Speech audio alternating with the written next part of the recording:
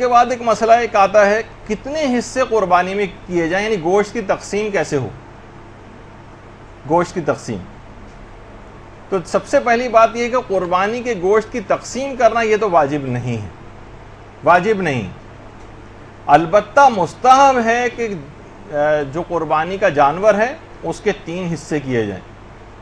ایک حصہ تو 1/3 جو ہے وہ اپنے اور اپنے گھر والوں کے لیے رکھا جائے، یعنی خود کھاؤ. قربانی کے اندر اس بات کی دیکھیے، ابھی تو میں نے کہا کہ واجب تو نہیں،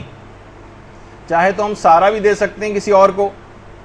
ایک بھی چیز نہ، لیکن زیادہ بہتر ہے، ثواب ملے گا کہ ایک حصہ اپنے اور اپنے گھر والوں کے لیے رکھا جائے اور اس میں سے خود بھی کھائیں. اور حج کی قربانی کا بھی ایک مسئلہ مرحوم آیت اللہ خوئی کا گزرا ہے کہ چاہے وہ ایک بوٹی کیوں نہ ہو، حاجی جو ہے اپنے جانور قربان کرنے کے بعد ایک بوٹی ضرور کھائے اس میں سے. اور خود ہمارے استاد محترم بتاتے ہیں کہ خود کھانے کی تاکید کے اعتبار سے، کیونکہ قرآنی آیات بھی اس سلسلے میں آئی ہیں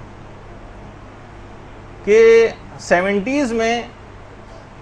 یا 68 یا 70s کے اراؤنڈ میں مرحوم آیت اللہ خوئی جو تھے، وہ ان کا پورا خاندان، ان کے بیٹے، ان کے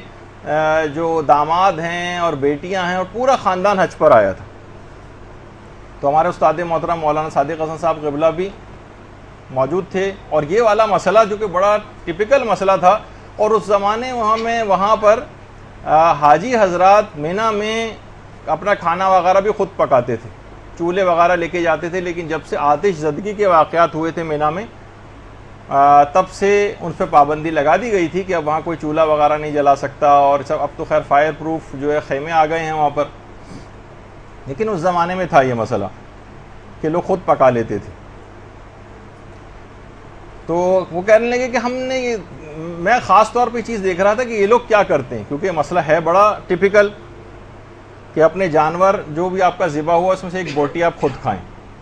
تو باقاعدہ انہوں نے دیکھا کہ جس وقت جانور ذبح ہوا تو ہر شخص کے نام کی ایک تھیلی پلاسٹک کی تھی، وہ لائی گئی جس پہ اس کا نام لکھا ہوا تھا،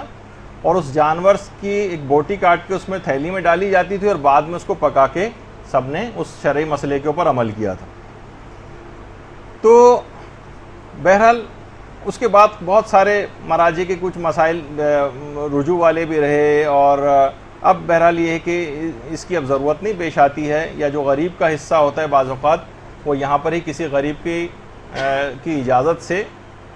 اس کے اندر ایک شرعی مسئلے کا خیال کروا لیا جاتا ہے. تو بہرحال وہ ایک مسئلہ، لیکن اب وہاں پر اس قسم کی کوئی گنجائش نہیں رہی کہ وہاں پہ کوئی پکا کر کھائے. تو میں نے یہ بتا رہا تھا کہ ایک حصہ اپنے لیے 1/3 اور اپنے گھر والوں کے لیے، کیونکہ قرآنی حکم کے لحاظ سے بھی ہے، لیکن مسائل فقہ کے تحت تو ہر شخص کو اپنے مرضی کے فتوے کے مطابق رجوع کرنا ہوتا ہے. تو بہرحال یہ کہ ہم پورے کا پورا بھی کسی کو دے سکتے ہیں غریبوں کو، لیکن کچھ نہ کچھ خود کھانا اس میں سے، یہ مستحبات میں سے کہ 1/3 خود رکھا جائے. اور دوسرا حصہ جو ہے 1/3 وہ دیگر لوگوں اور رشتہ داروں وغیرہ کو بھی دیا جا سکتا ہے، اس کا بھی ایک ثواب ہے، دیگر لوگوں اور رشتہ داروں کو. اور جو تیسرا حصہ ہے 1/3 کا، وہ غریب اور نادار لوگوں کے لیے ہے. غریب اور نادار لوگ زیادہ افضل اور احوط یہ ہے کہ غریب اور ناداروں کو تیسرا حصہ دیا جائے. اچھا، ان سب حصے جو بنائے جائیں گے اگر آپ کہیں تو ان سب کا بالکل برابر ہونا ضروری نہیں. آپ کم اور زیادہ بھی حصوں کو کر سکتے ہیں، اس میں کوئی واجبات والا مسئلہ نہیں ہے کہ بالکل برابر ہم لوگ بس وہ ترازو لے کر بیٹھے ہیں اور بالکل ایک چھٹاک بھی جو ہے دوسرے میں زیادہ نہ جانے پائے، ایسا مسئلہ نہیں. اور یہ بھی کر سکتے ہیں کہ قربانی کا پورا گوشت ہم خود بھی کھا سکتے ہیں. ہم ایک بوٹی کسی کو نہیں دے رہے اور سارے کا سارا اپنے ڈیپ فریزر میں ہم نے بھر لیا، اس کی بھی اجازت ہے. یعنی کم سے کم دماغ میں یہ نہ رہے، وہ اخلاقیات کے اعتبار سے یا صحت کے اعتبار سے وہ ضرور ہے کہ اپنے پیٹ کو جانوروں کا قبرستان نہ بنائیں، آپ کی صحت بھی ٹھیک رہے گی اور عالم آخرت میں بھی آپ کو دوسروں کو کھلانے کا جو ایک ثواب جو ہے وہ دیا جائے گا. تو بہت سے علماء تو اس کے قائل ہیں باقاعدہ کہ جو قربانی کا جانور ہے اس کا گوشت مستحب ہے کہ پکا کر کھلایا بھی جائے لوگوں کو. تو بہرحال ہم کچا گوشت عام طور پر اس میں دیا جاتا ہے، لیکن اس میں کچھ علماء نے اس کی بھی تاکید